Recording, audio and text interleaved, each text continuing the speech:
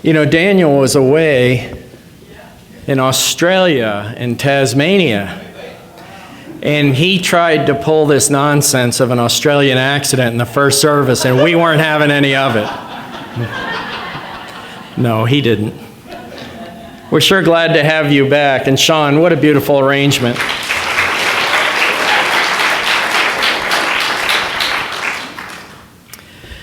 The kids in the first service were a bit feisty, and it was thoroughly enjoyable to me. I loved it. But it reminded me of a time, I guess it's been probably almost 30 years ago. I happened to be here at the church. It was on a business matter and not a church-related matter per se. And there was a staff member here who had been here when I was little. And my sisters and I, we were all baptized in this church. And I used to get around as a little kid here. Well, this staff member said, Harvey, and I remembered this person. I don't now, for some reason, I've just put it back, but this lady said to me, she goes, and I was with a couple of people and said, oh boy, it's so full of beans and everything. And she looked at me, she goes, boy, you were the devil.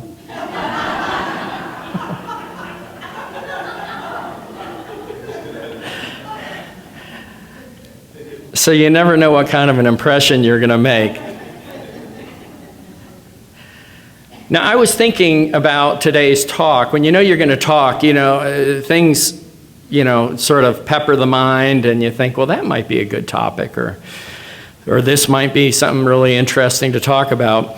But one thing that has become something I've noticed multiple times is about what are my priorities. So this is a talk about priorities. Priorities don't really need to be defined. They are just that. It's what I need in my life, what all of us need in our life to do to have a better life. And if we don't have the right priorities, then we come up a little sideways on things and it doesn't feel so good. So I realized that as we grow and evolve through life, we change. We change who we are. We're not the same person today that we were 10 years, 20, 30 years ago. I recalled looking at a photograph, and when I looked at the photograph from about 30 years ago, I know it was me. I know biologically that was me. Legally, that was me. But I had very little connection to who was in that picture. I thought, that's not me.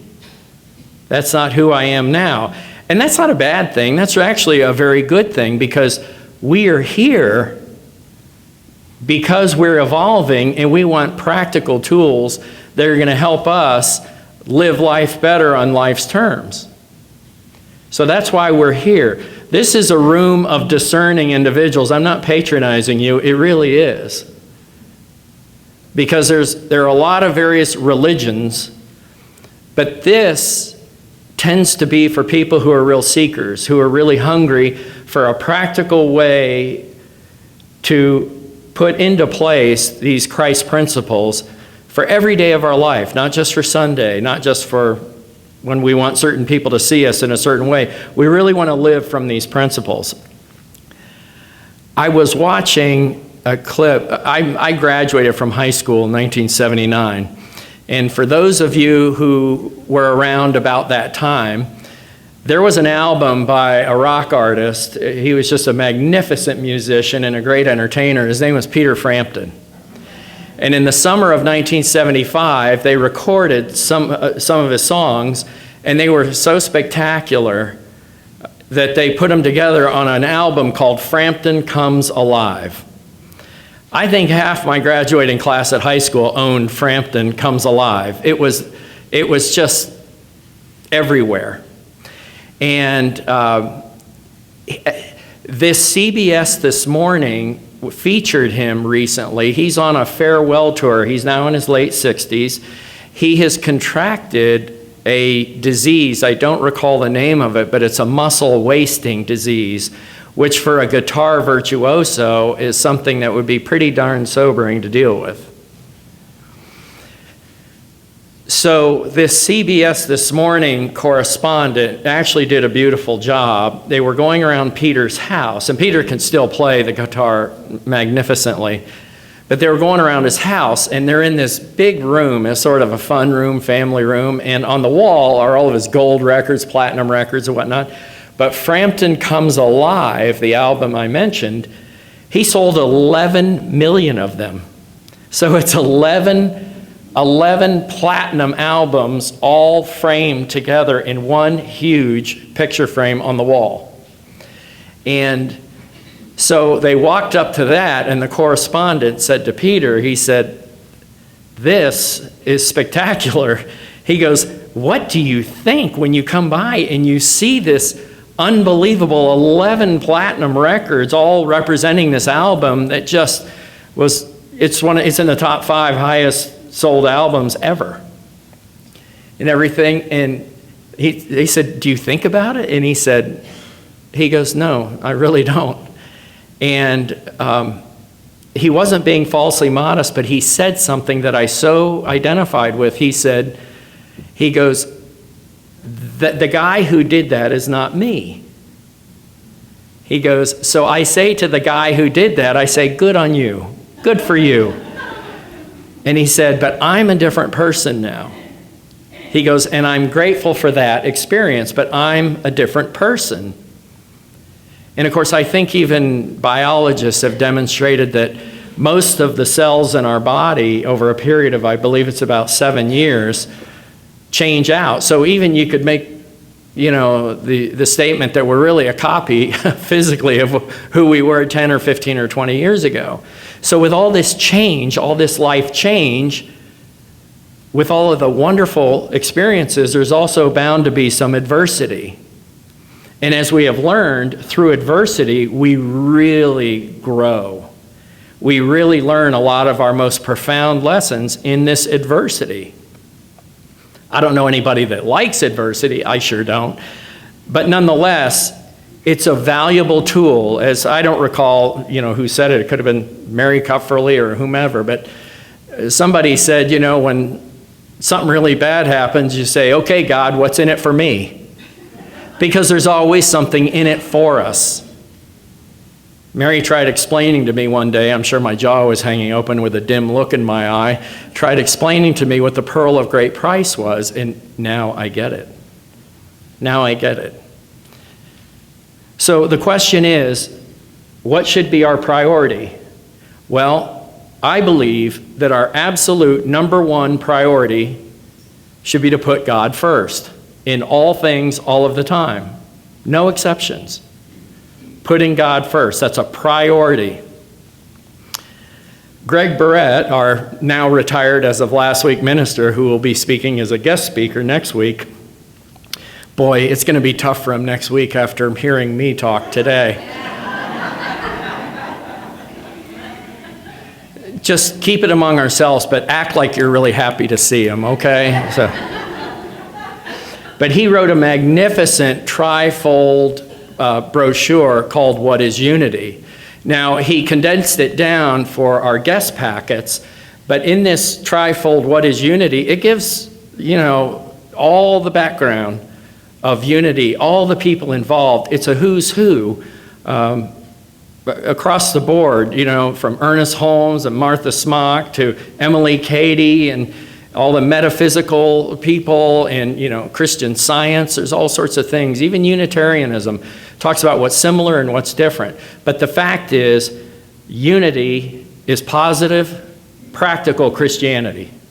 So what that means is, these are tools, these concepts, these principles are tools we use practically. That means every day. They're not just for a certain day of the week. Now, Greg wrote, because he simply can't help himself, he really goes on and on and on. But he wrote to the question, what is unity? He wrote, "Unity is an experiential religion, not dogmatic. That is, unity stresses the internal spiritual experience of its adherents rather than a rigidly held code of beliefs. I have friends who belong to religions that have very ornate practices, and they find great comfort in those rituals. And that's a good thing. If rituals bring comfort and help us to be a better person, that's great. Unity is very different. Unity demands that we dig deep inside and rely on that inner knowing, that inner understanding, and putting it to practice in order to make our lives better. Now, I didn't remember this in the first service, but it just popped in my head. I used to go run along A1A a lot back in the 80s and 90s. And back in the 80s, one of my secretaries, her father passed away, and they were very Catholic. And so we went to the service, and then there was a graveside service. And this priest, he was the youngest priest at St. Vincent's at the time. And his name was, I was going to say Aidan Quinn. It was Aidan Hines.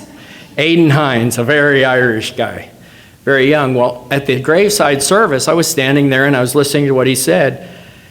And I'd heard a number of Catholic services, and they're all lovely, and he really hit it out of the park. I thought, this guy is reading from a different page of sheet music than the other guys.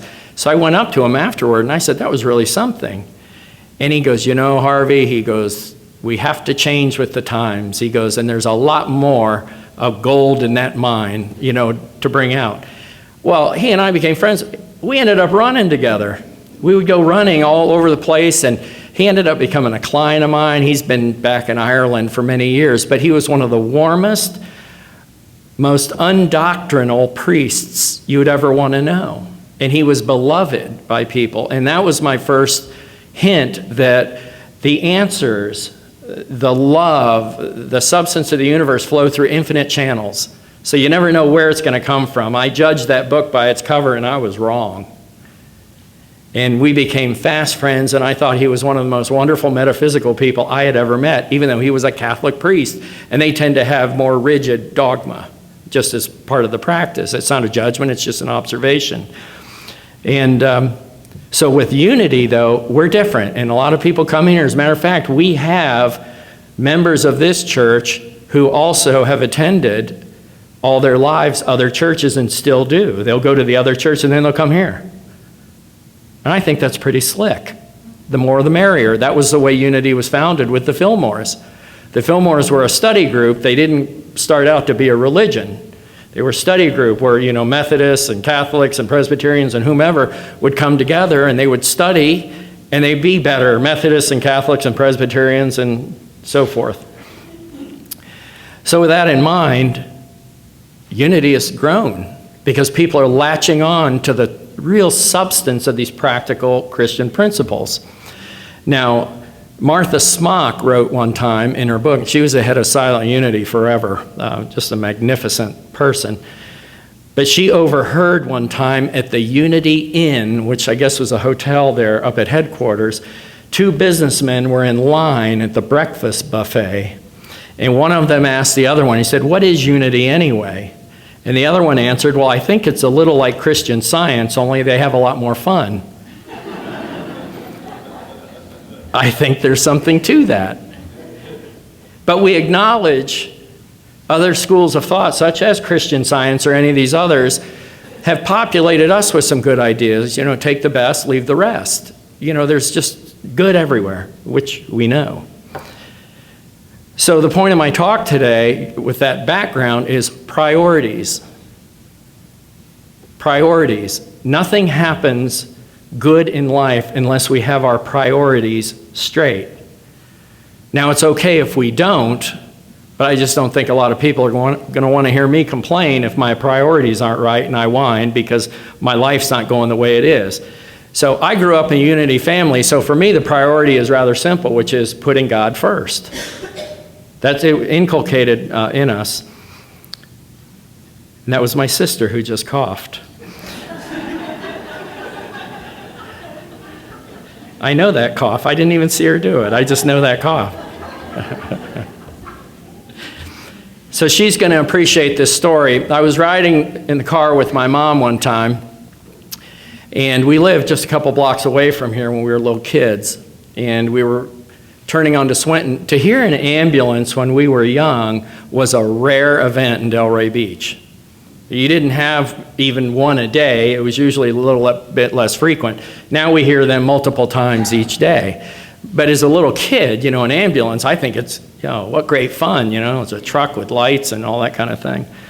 So this ambulance came up, and I remember my mother pulling over.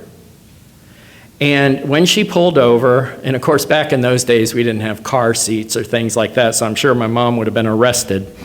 But I was probably standing on the front seat. No, not really, but I just thought this was pretty neat what was happening and all. But I remember my mother very distinctly saying, God is there first. God is there first. And I remembered that. So that's been in my mind for over 50 years, certainly. And I say it to this day. And I thought that is such a powerful affirmation. It's such a wonderful, practical unity principle that when we extend a prayer, it is like the world's most incredible guided missile, because Spirit knows how to get that blessing of love directly to the place it needs to go, even though we don't know who is affected or where the situation may be unfolding. But we know through this principle that a powerful and mighty blessing has been done. So I just really took that for granted when she would do that. And she would also very frequently say those wonderful little bits that we say to this day.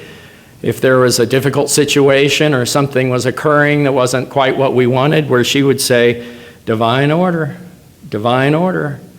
Divine order. And I have learned through some miracle of the universe that if you say divine order enough, it tends to smother the problem. It may take a while, but it does it. And also, my favorite of hers, which Anthony Holliday uses all the time, it's peace, be still. Peace, be still.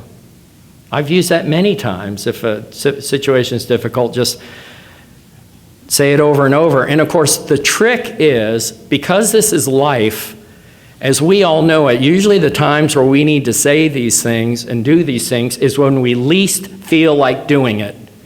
You ever been so mad or so upset that the last thing you wanted to do was to say an affirmative prayer? I sure have. But I've learned to say prayers even if I don't believe it myself. God gets it. That was an old Mary Kupferleism. God knows what you mean. Don't worry about it. She said, hey, if things are so bad you can't even think of the most simple prayer, just say help. She said, God knows. God knows. So, Unity's practical Christianity demands of us that we take the bull by the horns and we use these affirmations and denials. That requires action. We can't just sit there and say, okay, just make it happen. We have to put feet on our prayers, as they say. Now, one of my pet peeves, this has really become apparent over the past 10 years, and especially over the past 5 years. When I walk A1A, there used to be, when I used to do it 30-something years ago, I ran then, but I don't run now, almost, rarely. Occasionally I will, but it's rare because I just want to preserve myself. And, but I used to see these wonderful people, and there was this older gentleman. He was about 10 years older than Moses, and I would see him each morning, and when he saw me, he would go like that, go get them and everything, and I loved it. I loved it, and then there was a day I didn't see him anymore. And that has happened with this wonderful group that walks. You become your own little micro-society. You know that. There are places you go, things you do where there are people you just are around, and you form your own kind of civilization, if you will. So over time, a lot of people have gone on.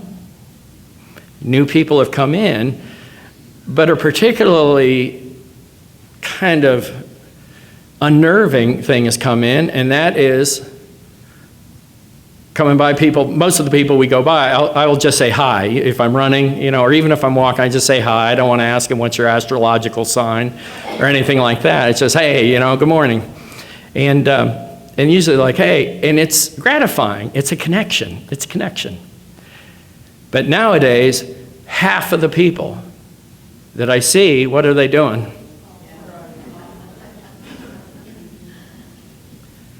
Now, I will say hi anyway, and occasionally some of them don't have the volume up high enough where they can actually see. And it's so funny because when that happens, usually they go, oh, hi.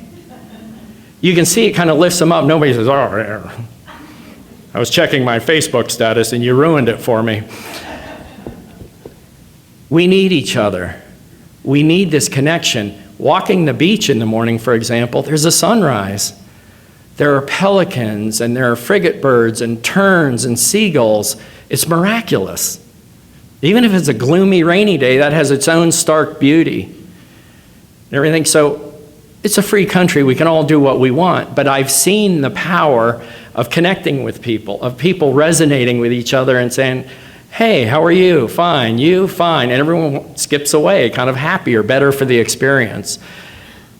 So it's a question of what's the priority. For me personally, the priority is I want to be out there. I want to hear nature. And this is my own thing. It's different for everybody. And if I see somebody, I want to say hi to them. And I get a lot of great highs back, and it's wonderful. It's wonderful. But it's a priority. So how do we develop this priority to put God first? Well, James Dillett Freeman wrote, you may feel that you have no awareness that God is with you. And I've had moments like that of you. If this is so, you can develop the awareness. How can you develop it? You develop it through prayer. Now, who didn't know that was coming? We all knew it was prayer. So meditation and prayer. That's how you make it a priority. It's really simple. There is no substitute whatsoever for prayer or meditation time. None.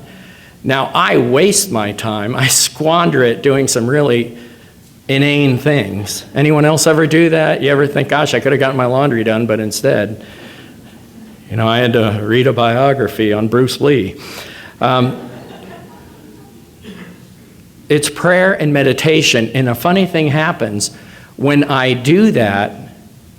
Things just start opening up and happening. Can't explain it, and you've heard this all before, but since I'm the only amateur you're going to hear in the near future, I think I speak from a place that we can all relate to. Now, the cornerstone of unity metaphysical truth, the absolute cornerstone, and this is something people don't like in general initially, because it's so powerful that we don't want to hear it. And that is, we have dominion over all things through the power of God within, and are disciplined to demonstrate this power through action. Translation, when I'm feeling down and I'm trying to be a victim, that's on me. That's completely on me. Unity has always been very clear that you pull yourself up by your own bootstraps, and we will give you tools and techniques. But I can't do it for you, you can't do it for me. So if I want to whine and moan, oh, I'm a victim of this, whatnot, and sometimes I do, that's on me. But it's a completely bootless exercise. Nothing good ever comes of it. And then finally I settle down when I'm done moaning and groaning, and then I decide, what's my priority? Sometimes we play this helpless victim, and once again, I'm going to just state an observation I've had. Social media is very powerful at making all of us a victim in some way. It gets us coming back, and of course the ultimate irony is they take all of our information and data mine it and sell it, and they make a fortune, and we're all left miserable. Because studies show that after we spend time on social media, not any one platform, all of them, we're more miserable and we feel worse about ourselves. How's that work? But when we do, as Charles Fillmore, the founder of Unity, said, when we go to headquarters, go straight to God, things always turn out better. And it may not be immediate. It may not be just, sometimes in that moment things get better, but sometimes it may take a few days or weeks or months or even longer. But it will get better. It always gets better. Now, I'm just curious, a quick show of hands from any of you. Do any of you have a section in your bookcase where your most important beat-up books are located? Oh, that's a Unity hymnal. That's not one of my most important books. But look at these. And there's Post-it notes and paper clips and dog ears, and there's underlining and highlighting, right? I've got Martha Smock's Fear Not. Martha Smock, as we mentioned earlier, was the head of Silent Unity for many years. Wow. You want to go on a journey, read Martha Smock. She's the bee's knees. Mary Kupferle's God Never Fails. We bought this out there in the narthex about 40 years ago. The cover is falling off of the book. Look at that. I can take the whole book out of it. That's how much this has been used. And there is a wonderful picture of Mary from the 1970s. So if anybody wants to see what she looked like before they named Fellowship Hall after her, that's it. There is just amazing power in the principles in this book. And then there are other ones I just want to quickly recommend. Catherine Ponder has written many books, and I bought a few of them, and all of them were worthwhile. Her thing is prosperity in all things. And you'll see out in the bookstore at the narthex, you will see a number of her books. But this short, thin book says The Prospering Power of Prayer. And to give you an idea of how simple this can be, unlike what I'm trying to do right now, she just has a couple of affirmations in there. There's a Unity thing. Fire off those affirmations. Don't make them grandiose. Don't make them complicated. Somebody had contacted her, a woman in the entertainment industry, and as she got older, her looks changed. She was very concerned. Catherine Ponder had her read, I give thanks for ever-increasing health, youth, and beauty in the name of Jesus Christ. Could it be any simpler? I give thanks for ever-increasing health, youth, and beauty in the name of Jesus Christ. Does that sound like she's asking? No, she's proclaiming. That's a completely different kettle of fish. Here's another one. This was for a businessman who needed increased income. I give thanks that my financial income increases mightily now through the direct action of God. Wow. He's not even trying to figure out how it's going to happen. He says, okay, God, you do it. I give thanks now that my financial income increases mightily through the direct action of God. So she's the queen of prosperity affirmation in health, in wealth, in everything. Everything. So this is part of my go-to stuff. And I also have Mary Kupferle's God Will See You Through. And that is probably her widest selling book. It's beloved by many. Oh, and I really do want to show you this. I don't know why it's important to me, but I have 2 copies of Lessons in Truth, Emily Cady. Now this is concentrated stuff. It's like handling radioactive material. If you're going to be wishy-washy about learning metaphysics, don't pick up this book, because Emily Cady does not suffer fools gladly. This is one remarkable woman. But the best part is this really ancient copy of it has 3 different names and addresses in it from people that lived in the Chicago area who owned this book decades ago. So this is a well-traveled book, but full of riches. Oh, we're almost out of time. Oh, how sad does everybody feel about that?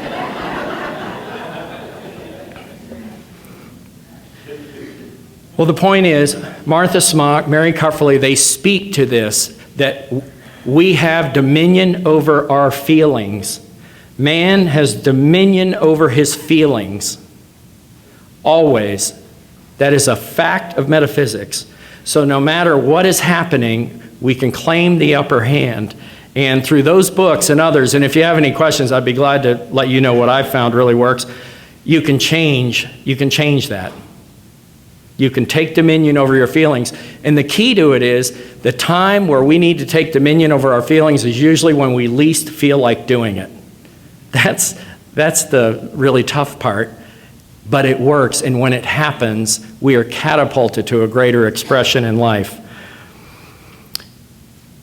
I'm going to finish by talking about a space shuttle commander with the wonderful name of Brent Jett. He was a Navy captain and F-14 pilot, and he piloted Space Shuttle Atlantis after it had come out of a 2-year-long overhaul. They literally deconstructed the whole thing and put it back together, which means, oh my God, did they put it back together correctly? And in space flight, if there's any problem, it comes out really quickly. And so they asked him in an interview, standing in front of Space Shuttle Atlantis with his crew, they said, are you nervous getting in this freshly overhauled space shuttle? And he said, I'm not nervous. And he looked at his crew, he said, are any of you guys nervous? And they all go, no, because astronauts don't launch into space crossing their fingers. They have a priority, and their priority is to do their work. Their priority is not these extraneous silly things. It's about focusing on the things that are theirs to do. And Brent Jett even had a really great quote. He said, we have learned that hard work tends to bring good luck. Well, how is that different from us putting into practice our affirmations, our denials, making prayer and meditation a key part of our life? I can promise you, as we all set our priorities in the right place, the very best is yet to be. Thank you.